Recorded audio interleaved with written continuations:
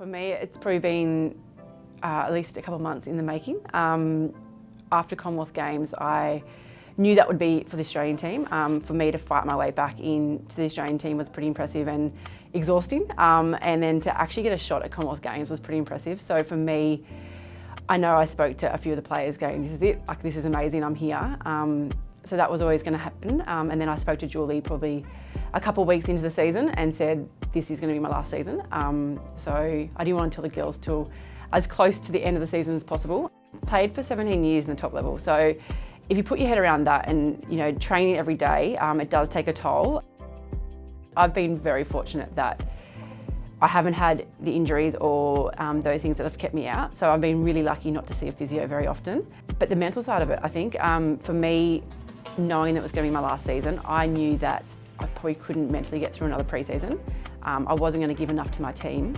So for me, it was, if I don't want to get better or I'm not motivated enough to get better, then I'm not doing my justice for my team. So that was my call.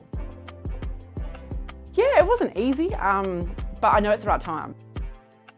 We've shown we've got depth in the Giants, so any changes we make will be fine. I did tell Julie early on in the piece this season, so purely so we could set ourselves up. So yeah, I don't want to hold that position for too long and then contract negotiations happen and then we miss out on players. Booking a holiday for the first day of pre-season, so while the girls are running around the oval sweating, I'll be sipping a cocktail poolside somewhere. It was always a big factor of joining the Giants, was to join a new team, to be a foundation member and create the culture, and to do that with Julie was really special. So I think she knew it was coming. So when I knocked on her office door a few months ago and said, "Can I have a talk?" I think she knew straight away.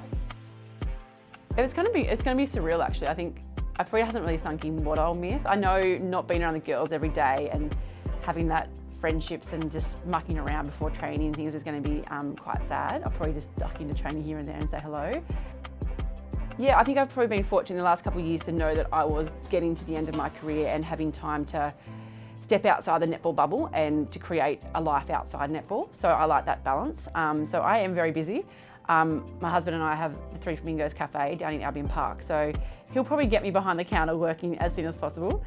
So I've got that, and I've got my SP netball clinics, which, as I said, I love getting out to grassroots netball, especially the country kids, and giving back to what the sport's given so much to me.